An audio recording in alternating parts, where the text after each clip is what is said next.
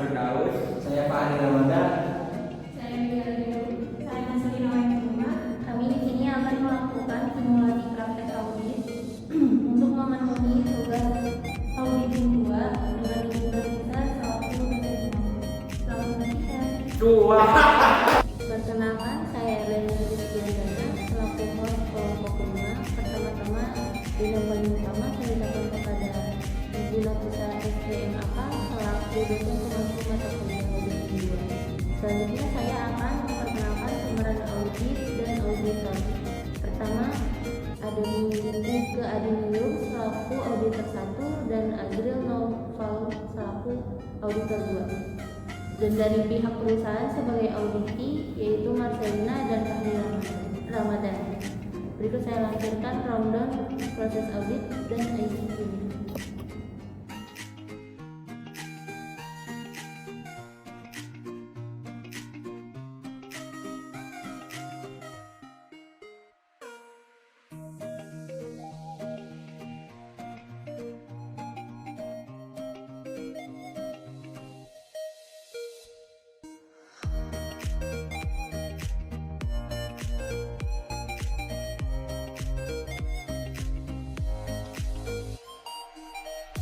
Perkenalkan, saya Reza sebagai auditor yang bertugas melakukan pemeriksaan di perusahaan. Maaf banget siapa saya bicara. Perkenalkan, saya Marcelina sebagai staf perusahaan ini. Baik, di sini saya akan melakukan pemeriksaan terkait akuntabilitas di perusahaan dalam beberapa minggu ke depan. Saya mohon kerjasamanya dengan baik. Baik, tentu aja kami akan berusaha menanggapinya dengan baik. Sebelumnya saya boleh minta data terkait akuntabilitas di perusahaan. Baik, ini ada data yang ada di perusahaan ini. Jika ada pertanyaan silakan ditanyakan. Baik, saya akan cek terlebih dahulu untuk akuntabilitas. Apakah produk di perusahaan ini sering dilakukan penjualan ekspor? Untuk saat ini penjualannya hanya dilakukan lokal aja, Bu. Maaf, Bu, pada transaksi tanggal 10 dan 16 Januari ditemukan sebuah data pada sebuah laporan pembayaran dan transferan yang terjadi tidak sesuai terhadap aturan terhadap pencatatan risiko penjualan, di mana terdapat perbedaan antara faktur dan bukti penerimaan kas. Maaf atas kesalahan tersebut mungkin dikarenakan ketidaktelitian dari tim kami.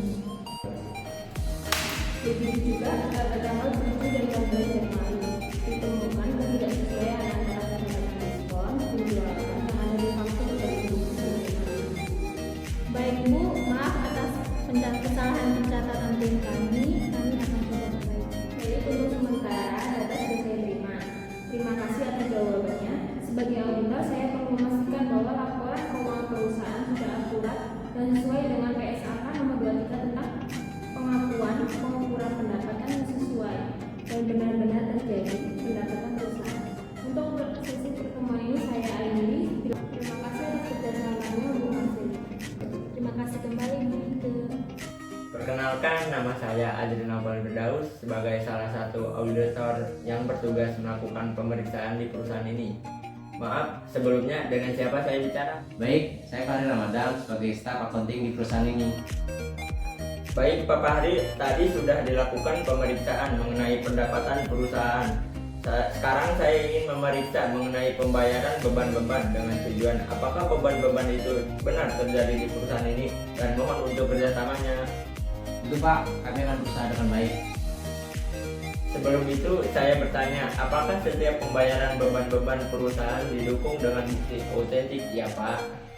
Baik Pak, di perusahaan kami setiap pembayaran beban-beban didukung oleh bukti autentik. Kalau begitu, saya minta data pengeluaran kasnya ya, Pak. Baik Pak, ini sudah kami siapkan. Ini data pengeluaran kas beserta jumlah uang perusahaan kami. Baik, saya cek terlebih dahulu ya, Pak.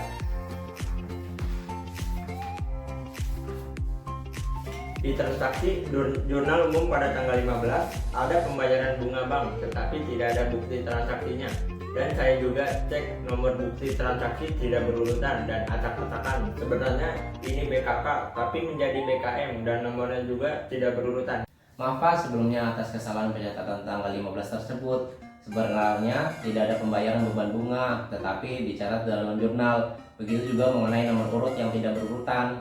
Saya akan mencatat temuan ini dan akan menindaklanjuti dalam laporan hasil kerja kami dan memberikan rekomendasi di akhir pertemuan nanti untuk mencegah hal ini terjadi ke depannya.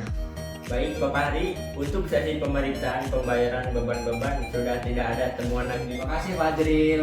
Bapak Hari, terima kasih kembali Bapak Hari. Berikut saya lampirkan hasil dari temuan audit. Yang pertama, adanya pembayaran customer yang tidak sesuai pada pencatatan diskon antara faktur dan penerimaan kas. Sebenarnya customer tersebut masih dapat diskon penjualan tapi dicatat tidak dapat diskon. Tanggapannya, karena perusahaan salah menghitung hari jatuh tempo diskon atau sengaja tidak memotong diskon penjualan. Tindak lanjut yang dilakukan, peninjauan ulang bukti transaksi, faktur penjualan, dan bukti penerimaan kas. Saran serta rekomendasi, bagian pencatatan harus menghitung dengan teliti supaya tidak terjadi kesalahan pencatatan seperti ini.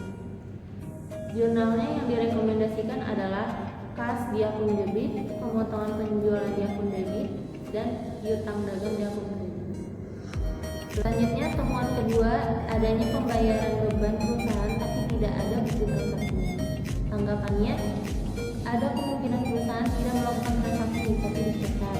Atau yang kedua, perusahaan tidak membuat bukti transaksi tersebut. Tindak lanjutnya, peninjauan ulang bukti transaksi, pengeluaran kas, dan jurnal umum perusahaan. Saran dan rekomendasi, perusahaan sebaiknya lebih teliti lagi mengenai pembayaran. Jika dilakukan pembayaran beban langsung, minta bagian pencatatan untuk membuat bukti transaksinya. Tetapi jika tidak ada, tidak boleh mencatat karena itu bukan beban sesungguhnya perusahaan. Temuan yang terakhir, nomor bukti transaksi tidak berurutan. Dengan tanggapan, adanya kemungkinan transaksi terjadi di awal tidak langsung dicatat, tapi malah transaksi yang selanjutnya yang dicatat terlebih dahulu. Untuk tindak lanjutnya, peninjauan ulang setiap bukti transaksi perusahaan. Saran dan rekomendasinya, bagian pencatatan lebih teliti lagi dalam hal pencatatan ketika ini sudah terjadi transaksi. Dan dipastikan nomor urutnya sudah berurutan agar pencatatan perusahaan lebih tertata rapi. Thanks for watching. Cuak.